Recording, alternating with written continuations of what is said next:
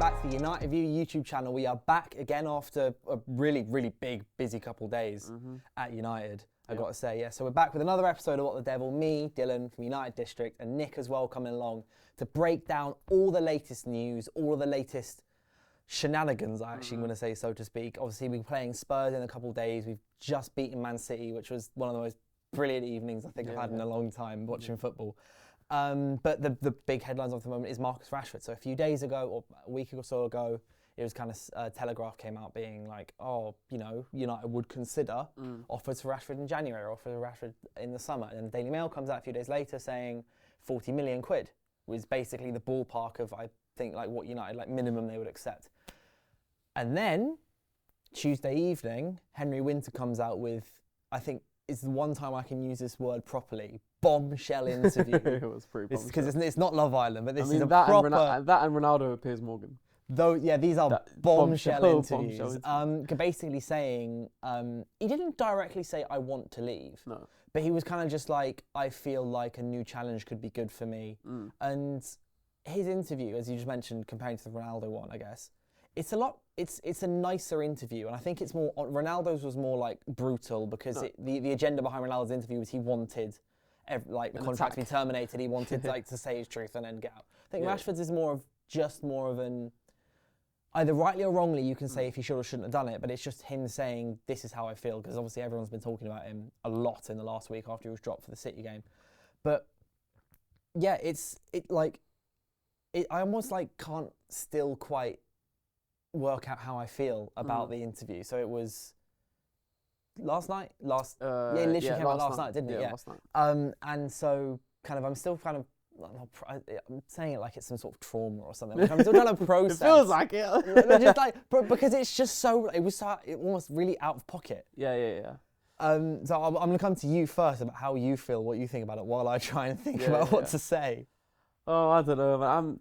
The first feeling, the overwhelming feeling, is sadness. I'm not going to lie. Because I think, listen, I understand the frustration around him. I understand why a lot of fans think it's best that he moves on. And I understand why, for all parties, it might be the best decision for him to move on. But if you strip that back and you just think about, all right, that 18-year-old kid who came on in the Europa League, or started in the Europa League on his debut, scored twice, Premier League debut, scored against Arsenal twice, scored against Man City at the Etihad to win the Manchester derby. If you think about all those kind of things, to think where we are now and how that's developed to this point that we're at now, that's why for me it's sad. Because if you think like the way we feel about Kobbie Mainoo, for example, right now, we love the kid, right? That's exactly how we felt about Rashford. If not, maybe a bit more, simply because Rashford was that guy scoring goals, electrifying winger, fast on the wing, etc. So there's a bit more maybe love about the way he plays his game. It's dazzling, whatever. So if you think the way that, we feel about Kobbie Mainoo now, to think, when Kobbie Mainoo reaches his peak age of 27, 28, he's going to want to leave, that you'd feel sad. So the overwhelming feeling is sadness. But like I said, it probably is the best decision for all parties, I reckon, at this point, because, you know, his bad form isn't now 6 months, not even now 12 months. It's about 18 months now that realistically his form has been poor. And also, I think if you look over the last, if you take into account this season, that's 4 seasons where 3 of them he's been underwhelming. He's not been very good. And also add to that the fact that he doesn't really have a natural place in this Amorim system. It all kind of feels like it's inevitable that he moves on. One thing I will say, and I said this to you in the group chat this morning, which was that I was really surprised and a bit disappointed that Rashford came out and said this so soon after the being dropped out of the squad. I just felt like it was a bit too reactionary, and I felt like it was not immature, but something I didn't expect from him. But I did see this morning that Henry Winter, and by the way, Henry Winter, the way he put that news out there, it was very tasteful, and I liked how he did it. And he's a quality journalist. He is, and we're not surprised.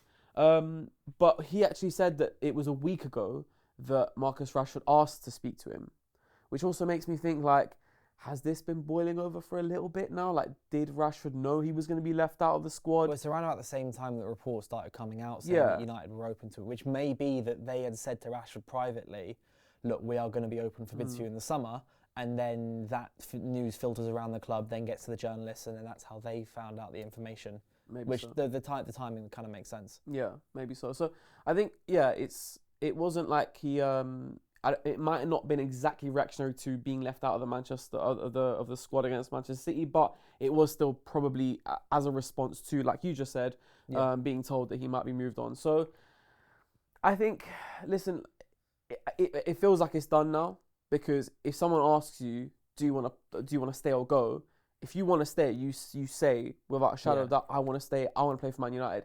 The fact that he said I'm ready for a new challenge, for me, it's done now. I don't feel like there's In a weird way, I feel like, as well as all like you said, it might be a bit like distasteful the way it's gone about and how it's kind of just come out of nowhere and a bit reactionary.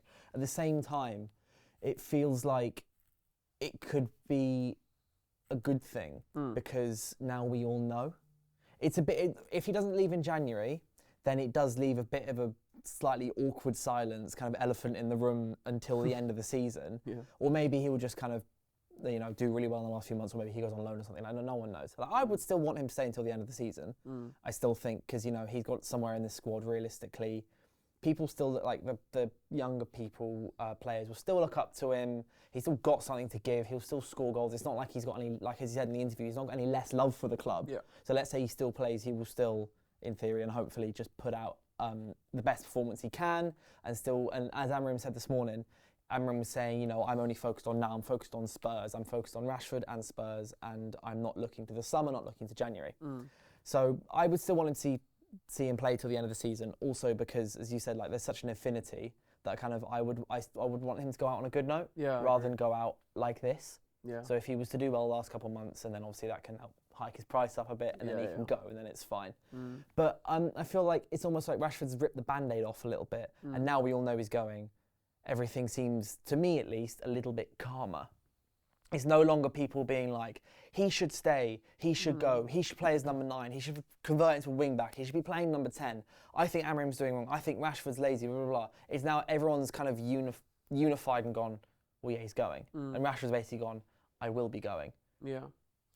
Yeah, I think, I agree, I want him to stay till the summer as well, not just because, like you said, we want him to leave on a good note, but also because I do still think he has a lot of value to still give to this team until the end of the season. He started, 3 times as a central striker for Amorim, and he's got 3 goals in those 3 starts. So there's still some value there, and he can still help the team, of course. But yeah, like you said, it's important for me that he goes out on a good note, because look, ultimately this is a guy who, the amount of goals that he scored for United is no joke. He's up there amongst icons of the club, people that Man United fans love and look up to, and it's also one of those. And I said it the other week, where I said, if Rashford was to stay at Man United and perform well till 34 or 35, he could break every goal scoring record there is. So that's still the sort of rough trajectory that he's been on, simply because he's been here for so long. So 9 years in the first team. Yeah, exactly. So for those reasons, especially as well, I don't want it to end on a sour note. And when he does eventually come back to the club, maybe he plays against us at some point, or maybe he just comes back to watch as a fan. I hope the reception for him is good. And I think it will be good. I think the match-going fan really still is up for Marcus Rashford and still backs him. I think a lot of the toxicity around him comes from social media and online. Yeah.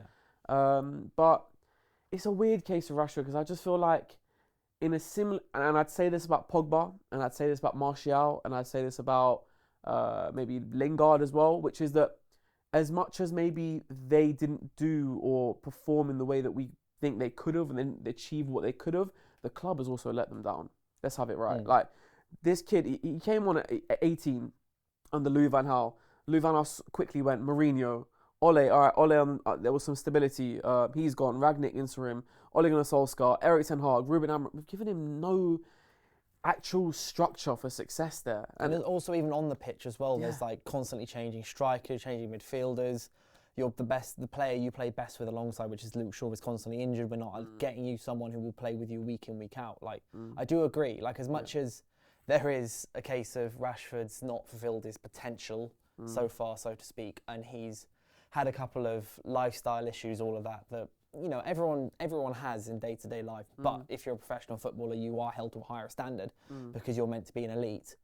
But no, the club definitely, to a certain extent, have failed to provide him with the best opportunities that would let him be his best. At the same time, he's also not helped himself. And not just him. Like we could say the same about Count. I mean, all the players that have been almost everyone in the last decade. Everyone, yeah, everyone. I mean, like ultimately we've been a failing club, and so we haven't set any of those players up for success. I mean, look at Bruno. Bruno is one player that absolutely deserves more for what he's given to the club. He's always available. He always, most of the time, puts in a 7 out of 10. Obviously, sometimes it's a stinker, I know, but most weeks 7 out of 10 minimum. So yeah, a lot of players have been let down, and yeah, I don't know. It is just sad. And I was thinking about where he could go next, and I think that's also the difficult part, which is like when we're talking about, if he goes in January, if he goes in summer, the question is where does he go? Because ultimately he's on a lot of money. £40 million, okay, it's not a lot, but it's also not dirt cheap. There is not going to be there might be a lot of clubs that like him and appreciate him, but are there a lot of clubs that can actually put down an offer for him? I can't think of many. It's a weird one, isn't it? I feel like because he's done this, it gives me the inkling that he might not necessarily care too much about how much he's going to earn in the future. Obviously, he's going to demand a big wage package, but maybe not as big as the one he currently has, because it's currently 350 grand a week, 400 grand if he hits all his bonuses and stuff. I feel like, let's say he was to get an offer because I think he should go to Spain, personally. I think he would rip it up. He would absolutely rip it up in Spain. But let's say, £40 million is, I think, good value for money for someone such as Marcus Rashford, on the assumption that he plays his best football, because we all know how good he is when he. It should be more. It should be more, but that's what I mean. Like, for £40 million is like, for the buying club, is very good value for money for someone if you can get the best out of him as well. But obviously 100%. That's the same with every player. And then it's, let's say he takes a lower wage. That's where obviously everything's going to come into play, and the clubs might be more receptive to it, because Barcelona. I'd say Barcelona is probably one of his ideal destinations at the moment. But they are an absolute mess. They can't even register. I saw that maybe Dani Olmo might leave in January for free because they bought him for like 40 million a few months ago, didn't they? And they can't register him or something. Yeah. But like I say, in an ideal world, that would be a ridiculously good destination. You've got Rashford, Lewandowski, and Yamal as a front three. And Rafinha behind Lewandowski. Yeah. Because also they play wide football, which suits him. There's like Rashford's best area is that little triangle that we don't have a player anymore in Amorim's system. Obviously, he's not going to go to Real Madrid. Like you said, Atletico Madrid.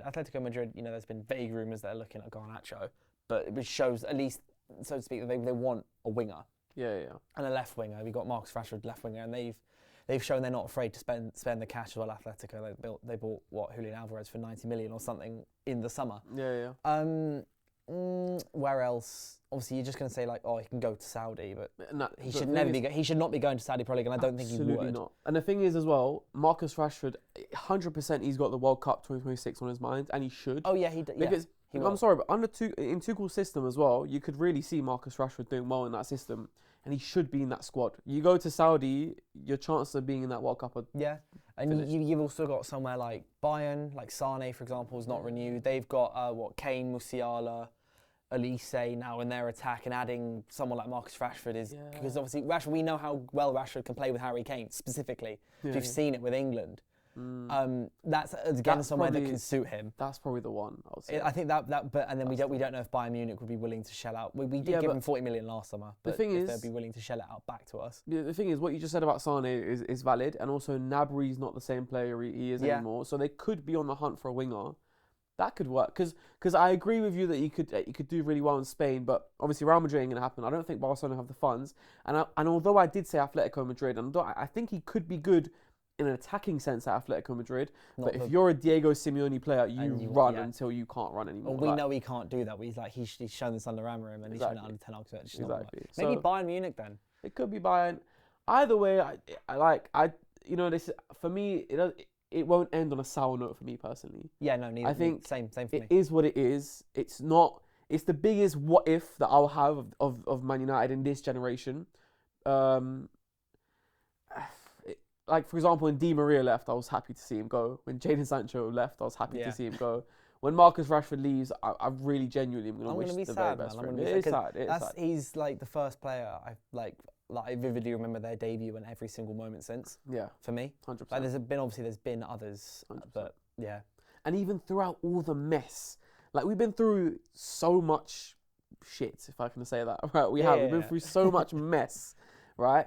Even throughout all the mess, he's I know he's not been perfect. Don't grill me in the comments. I know his body language has not been good. His mindset has not always been there. He's not always been focused. The Belfast stuff, I get all that. But amongst the mess, he's often been our best player. Like and the goal catalogues everything. I don't want to spend too long reminiscing on Rashford, but there was like that goal compilation that's going to come out in about 3 years' time that goes, this is what the real Marcus Rashford was. Bro, the free kick against five Chelsea. to 10 minutes, free kick against Chelsea, his moments against Arsenal, his moment like scoring the PSG penalty, all of that stuff. Yeah, even his goal against West Ham when I think it was his first season. I think like the FA Cup top bins, the most top bins. Just like I understand the frustrations with Rashford, but like just because of my personal affinity with him, it's going to be a sad day, but also it makes sense. When you talk about like coming back to Old Trafford, whether that be as a like coming to watch games or anything, like even people who have ultimately failed at the club or like annoyed people such as Ole Gunnar Solskjaer, for example, he's been back to Old Trafford, and everyone we still sing his name in the stands and everything. And I think that is actually one thing. So a side point that I've ever found weird is he's never had his own chant, Rashford. I've always found it a bit. He's been in chants. Yeah, he's had the one where. But he's never had his own one. What was the one? I'm not going to try to sing it now. But he's been in chants. Yeah, he's been in chants, but he's never had his own one. Yeah, that is which is a bit of an odd one. But it's because like Garnacho's got his own right now. And but like Marcus Rashford isn't really an easy. No, it's not. Rashford is. You can't fit it. You can't fit it into it. But he's taken a very different direction than some of our other players who face adversity. One of them is Harry Maguire. So I want to just move on to our centre-backs now. But Harry Maguire, obviously, a few years ago, especially kind of lateral years under Solskjaer and first year under Ten Hag was just a mess. Like our defence was a mess. David De Gea was a mess. Harry Maguire was a mess. Victor Lindelof was a mess. Like they all were. But in the last... But even in the summer, United were open to selling him. But I think kind of in the last 6 months, 8 months, he's really kind of got back on side of United fans, especially match-going fans. And against Man City, he was unbelievable. He was. That whole back three, the Maguire, De Ligt, Martinez back three. When you take that and you think kind of those three players, you wouldn't necessarily think it works. So you've got two players who are a bit slow and sluggish, and then one who's kind of small. And can get bullied and isn't the quickest either. Yeah. But against City, they were brilliant. Yeah, I think to be fair, one side of it, which was that Man City were awful. I think we have to also mention that. Obviously, I know Man City have been on this run now of 11 games, 1 win. But obviously, this is the first time where I've actually sat down and watched a full 90-minute Man City game, I think. I don't know, Liverpool as well, to be fair. But they looked so stale and they just looked so... lackluster. There's no creativity set. So I think that also plays a part. But they were brilliant. To be fair, I get what you mean about City being poor, but like I really think that our back three that game really need credit. And also, it's not just the back three alone, but it was also how we set up, which helped them because there were very little transitional moments. I don't remember one moment where they had to sprint back to their own goal. Didn't happen. It was always quite controlled. We always had Man City playing in front of us. They, for the most part, when they were defending, always had one of Kobe and Agate or Agate and Bruno in front of them. So we also set up really well in that game in general, which also helped them. Yeah. I think City had the fewest touches in the opposition box, I believe, this season. Crazy. Yeah. Which is at their home ground at a derby. Yeah. I think I can remember most of them, and it's just Phil Foden like dallying on the ball a bit before hitting it wide. Yeah. But I want to kind of talk about United's back three. So we've got, I would say, we've got 8 players who can play in the back three. We've got 6 centre backs. Plus, I would say Shaw and Mazwari are options for centre backs. Maybe Dalot as well. Maybe. I'm not going to count that. I don't think Dalot would work. But just as like options where if I saw it on the team sheet, I'd be like, yeah, that's fine. That's a centre back, or that's someone who can play centre back. Just like, what is United's best back three? Because I would, in isolation, probably put Mazwari in there at the moment simply because of how brilliant he's been at the position. Yeah. But ideally, I want Mazwari as a right wing back so Ahmad can play as a 10 because those two as right wing back and 10 against City were great. So, yeah, I just want to kind of pose the question of what is United's best back three at the moment. Not necessarily in the future or players at their best, but like right now. Let's say we're playing first 11 against Spurs. Everyone's fit. Who starts in that back three? See, this is the tricky thing because I think it really depends on who you play against. Obviously, if you're going to dominate possession, then maybe you do have Mazraoui as that right-sided centre-back and then Ahmad right wing-back because he can basically be so far forward anyway. If you're not going to dominate possession like we didn't against Man City, then maybe you do play 3 out-and-out centre-backs and play Mazraoui as a right wing-back. One thing I will say is that regardless of who the opposition is, for me, Dalot and Lisandro Martinez are in our back three, in my opinion. I know Dalot is in there without a shadow of a doubt. For me, I do agree with that one. He's been brilliant. And I think it's been very low. Like, no one's really talked about it too much, but he's actually been very quietly, been very, very good. Very solid so far. So Dalot for me is 100% in that back three. Then Lisandro, and I know there's question marks over Lisandro because like you said, he's small, he's not the quickest, his channel defending isn't the best. If you get someone, if he goes one-on-one against a winger who's quick and strong, he could be in trouble. But he's so good on the ball, and he's still a good defender anyway, to the point where you have to play him, in my opinion, especially because like that pass for Ahmad, for example, that's not an easy pass. No one else in our teams plays that. No one else. Maybe Luke Shaw, that's a big maybe. But even then, probably not, right? So Lisandro is the best passer of the ball in that back line, probably. So him and Dalot have to be in there. And then on the right side of centre-back, I think Maguire, Yoro, Mazraoui, one of those three for me, probably. And I wouldn't be upset if it was any one of them, essentially. I agree, but I would say if it is Maguire, I would rather see Dalot play in the left, like we did against Man City. I thought Dalot was good. I was a bit iffy when I saw the lineup and I knew that Dalot was playing in that right channel rather than the centre. I was a little bit like, I don't know how this is going to go kind of thing, but he was fantastic at backing Maguire up, especially against Doku. Regardless of what you think about Doku, is he a great player, is he a bench player, whatever.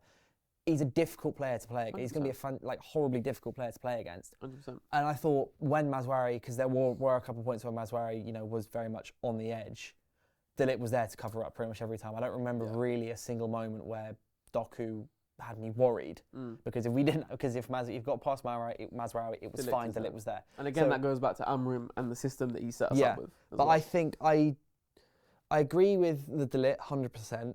Martinez, thinking about the question I asked, Martinez, I'd say right now, yes, is the person playing that left centre back channel. But I wouldn't be mad if we got another left-footed centre back. I wouldn't be either. And then either Martinez plays fewer minutes or it's just someone to compete or whatever with Martinez. But I'd say Dalot, Martinez. I will go Yoro. Okay. I think, because I know Yoro hasn't had many minutes and everything, but I think he's the best profile to go into that right centre back position. Because although Maguire's been amazing, and Maguire and Dalot were both fantastic against City, I don't see necessarily the need to have both of them playing if you're playing your best team. I would say have Yoro, because obviously Yoro's quick, he's so ridiculously lanky, and he's good on the ball, good. Just also the extra thing is good passing. I know Maguire's passing isn't bad, but Yoro's is better, and it's that ping to the right channel. To the left channel from the right hand side, and Martinez being able to do the same thing the other way around. I like that. I would say is our back three. And it's quicker as well. Yoro's quicker on the ball than Maguire is. Yeah, it's just a bit faster because then that allows Mazraoui on the right, and then I actually put Tyrone Malacia on the left. I've been pretty impressed with him so far. I can't lie. Yeah, bar the Bodo game where he looked a bit out of it. I think since the Arsenal game, I've actually been really happy with Malacia. I think the thing is with Malacia, he will give you grit and determination, and he'll get up and down, and he won't leave much space in behind him because he'll constantly get back. I think the thing with Malacia is that you're not going to have the same level of creativity with him. But also at the same time, I really don't like Diego Dalot as a left wing back. Neither do I. I just don't like it. And the thing is, I think we can't, because I feel like a lot of people have gone off Dalot already, and I'm like, I get it. He's not been good this season. He's had a poor, since Amorim's come in, he's not really done too well, and I get that. But ultimately, Diogo Dalot, we're talking about a guy here who won the Player of the Year last year, who was consistently available, consistently putting in 7 out of 10s, sometimes 8 out of 10s last year. And he's also a player who brings pace and athleticism And good box defending at times as well. I think it's gone underrated just how good he's become at his ability to box defend. So I think we also need to work out a way where Diogo Dalot can work in this team, because I think he's a really, really good asset. And he's not a left wing back. He's just not like... And the thing is, like, it's a waste, because the amount of times, especially against Man City, where Diogo Dalot received it with lots of space on the left, but couldn't really do anything with it, because that's just not, it doesn't come naturally to him. He's also, I think, completely on the wrong side. Yeah. He is like, I know he can play left back, he's shown it before, but he is on the wrong side. But the thing is, when he played left back for Erik ten Hag, that to me made sense, because he'd more or less invert as a midfielder. And so when you're in that midfield position, you can pivot onto your right, you can pivot onto your left, you have so much more options available to you.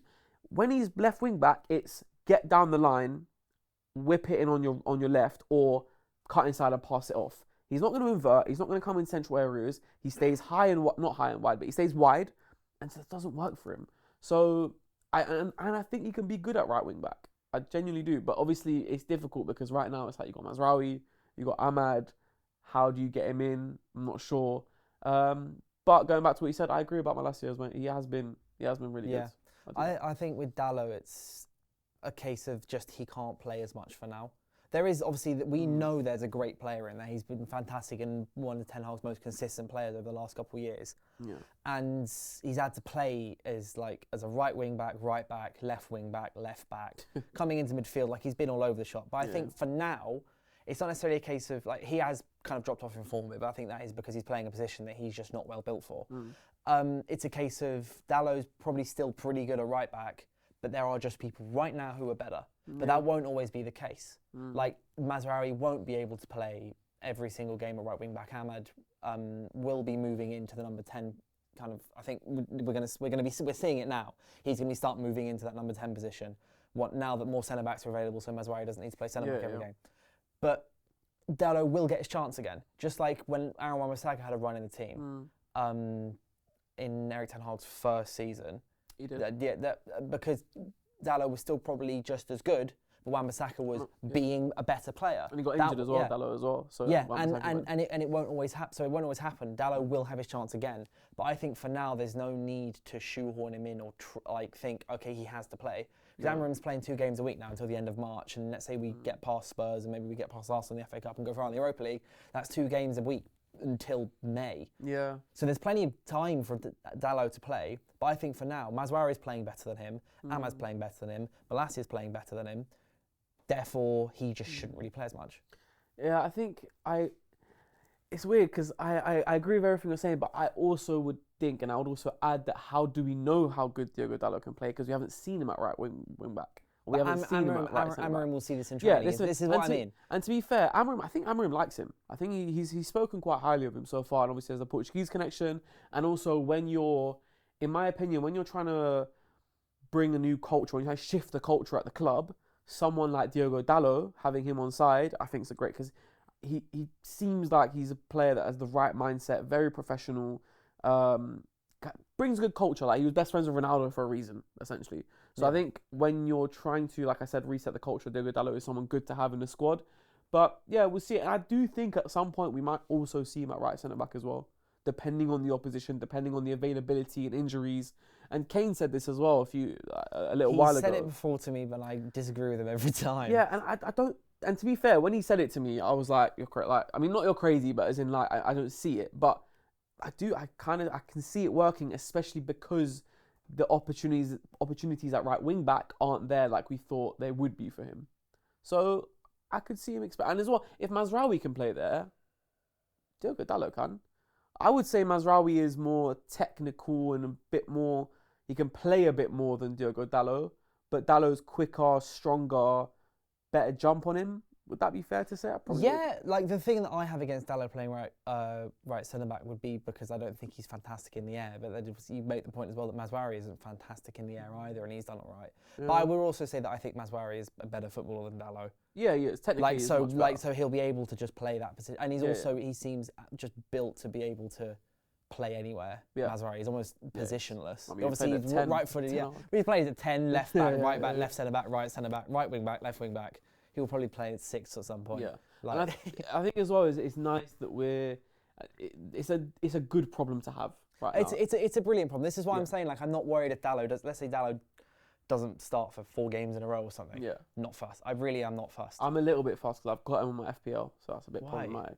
Well, I just brought Maguire in, actually. yeah, I think he might be injured. I might have to rethink. But yeah, but I think it's a good point. And also, to touch on Harry Maguire really quickly as well. Yeah. We're talking about someone who was probably the most memed footballer I have ever seen, right? Like, who else? Do you know what I mean? Maybe Anthony, but like, I mean, Man United players in general are the most talked about, and it also goes back to the Rashford thing in terms of him getting abuse and everything. But Maguire genuinely might be one of the most memed footballers I've ever seen on socials. Oh yeah. I mean, because it transcended football. Yeah. Yeah, they had people that I didn't know anything about. For like, I worked with people who didn't watch football, cared about football. They knew who Maguire was because of the memes and because of all the jokes. So to come out and also the bomb threats to his house and all this and that, like, he's gone through a lot, to be fair to him. And also he came in as an £80 million signing. He was made the captain, and although it worked at the beginning, I think later on it was like, this guy's not an £80 million player, so he got a lot of hate and abuse for that as well. So to come out of all of that, stay at the club when they didn't really want you there anymore, when they clearly wanted to sell you to West Ham, and to come back to where he is now, where he's actually, we're talking about him as potentially being one of our starting centre-backs. Yeah. That's a mad place to be. Amorim said the back three is, like, quote-unquote perfect. And it is. For Harry Maguire. And we've seen it for England, right? Yeah. It worked as well for England. So good on him, basically, is what I'm trying to say. Like, he's done really well to basically come back and be a contender to start for Man United again, because mentally, that can't have been easy, like, for him to handle everything that came his way. So good on him.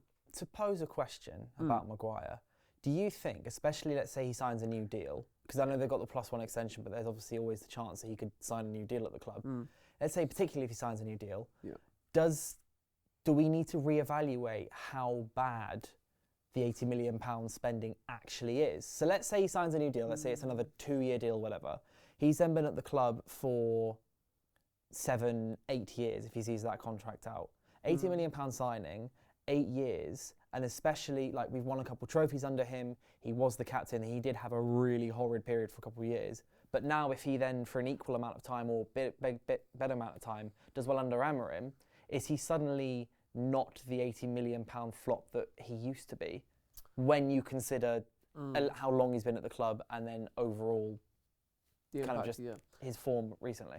I think it definitely helps. It definitely helps a lot. Like, it won't be spoken about as much, and Maguire will just be remembered as someone who was a great player for the club overall. Like a little bit like Scott McTominay. You know, at some point, like, there was a lot of hate towards Scott McTominay, and then towards the end, there was a big liking towards him. And I think, to be fair, we said, like, the history books will remember McTominay quite well. It might be a little bit similar with Maguire. I think the only thing is, with that £80 million price tag, is that, like, for example, Mazraoui could be here for, what is he, 26 or 27? So just turned 27. He could be here for 8 years. Same age as Rashford. Yeah. Let's say Mazraoui is here for 8 years, right? But he was still, the value of him was still at 15 million or 20 million, whatever it was. That was the value of the player then. And, like, what I'm trying to say is that, like, it will still look bad that we spent £80 million on a player who ultimately wasn't worth or wasn't as good to be £80 million.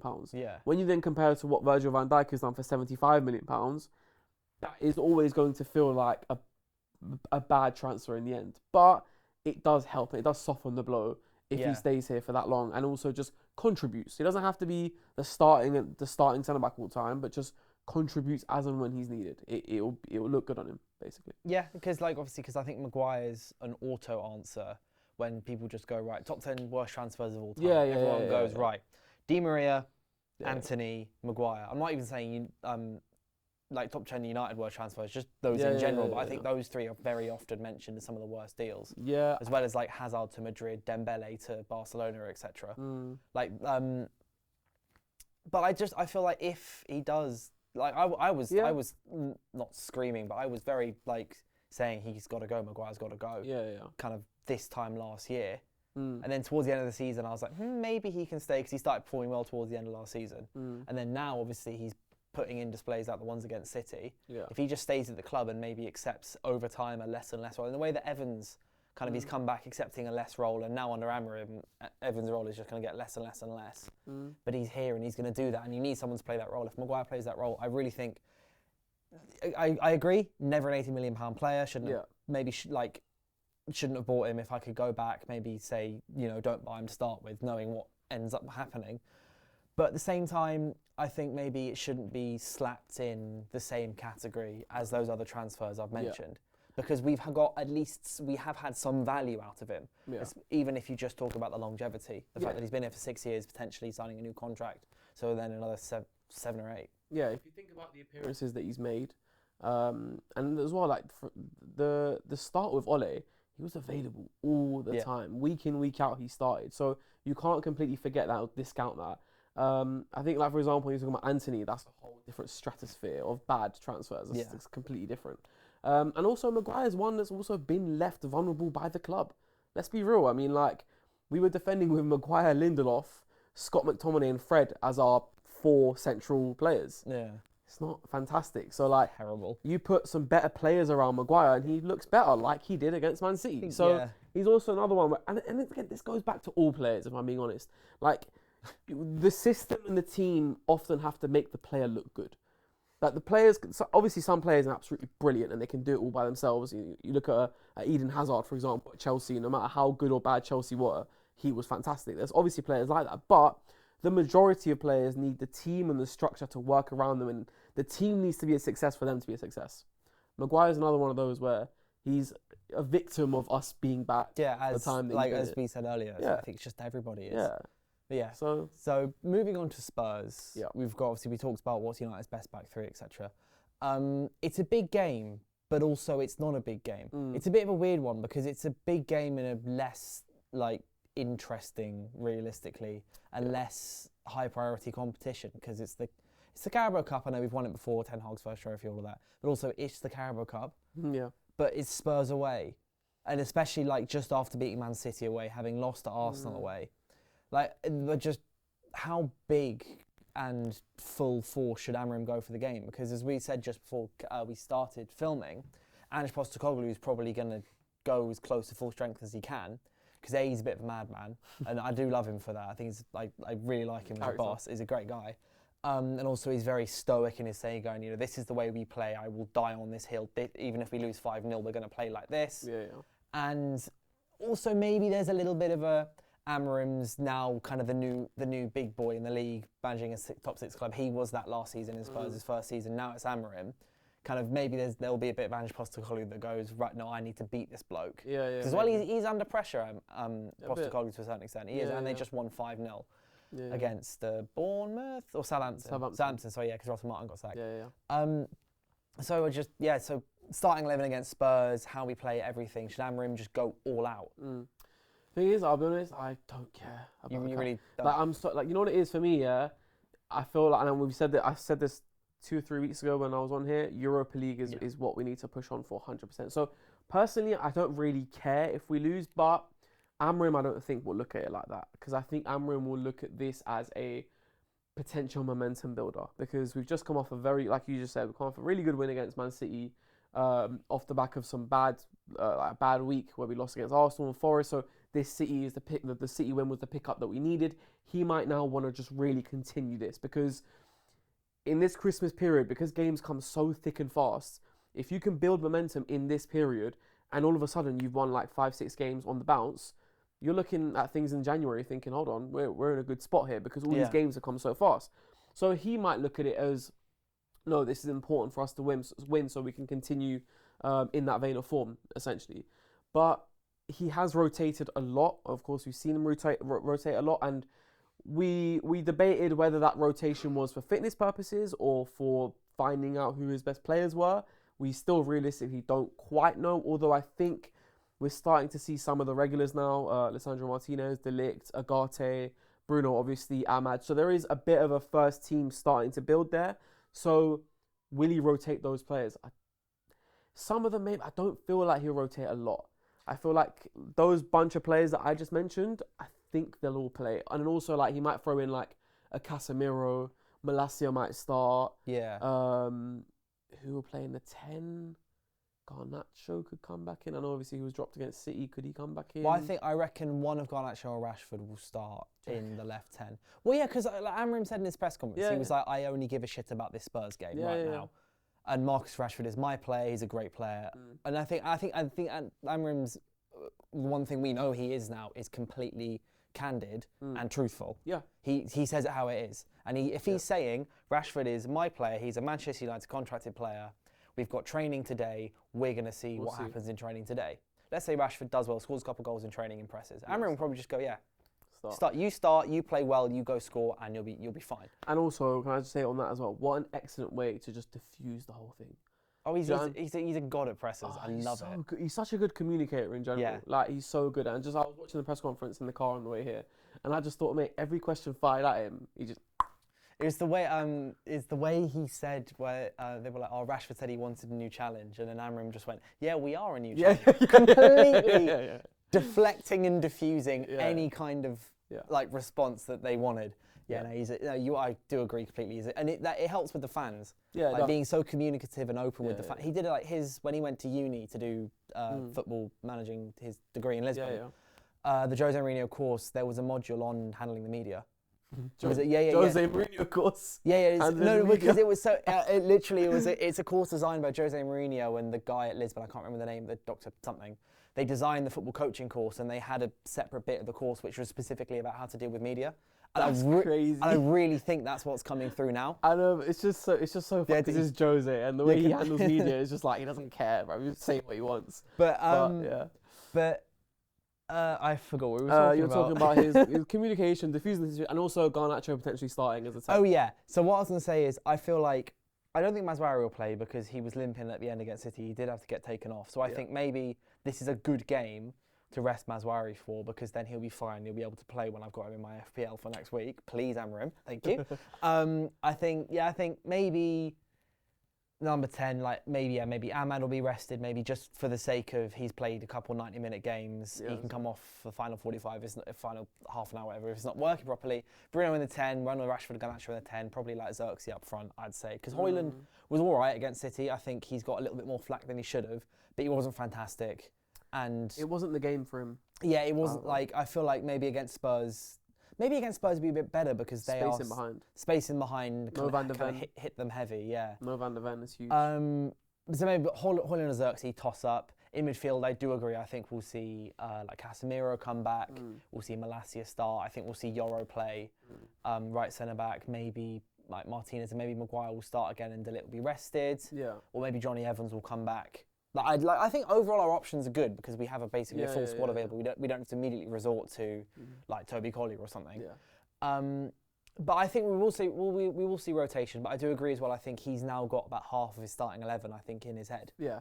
I think he does. And also, this is one thing that is so important, which is that he can, in my opinion, from what I've seen in just the first few weeks or first few months, whatever, he can rotate without it killing us or impacting us too much. Under Erik ten Hag, it was like, mate, if Rashford isn't there, or if Bruno isn't there, or if Luke Shaw isn't there, or if Lisandro Martinez wasn't there, any one of those, we're done. Yeah. Whereas right now, the only one who I would feel that way about is Ahmad. Like, if Ahmad got injured right now, I'd be worried. Yeah, but even then we'd be all right. But just in a creative sense. Yeah, we have like Amorim's system allows someone else like Bruno will just play he will play that right 10 role, and then we'll have Maguire at right wing ball. Maybe Maguire will go centre back, and then Dalot will be there. Yeah, it's just that the only thing why I say Ahmad is because he's the only one doing it in the way that he's doing God's work. Yeah, and also like the efficiency that he's bringing to the team right now, the numbers that he's putting up. No one else is doing that under Amorim right now. But like I said, the system is there, the structure is there. The players seem to understand it and respect it. They're really going for it. So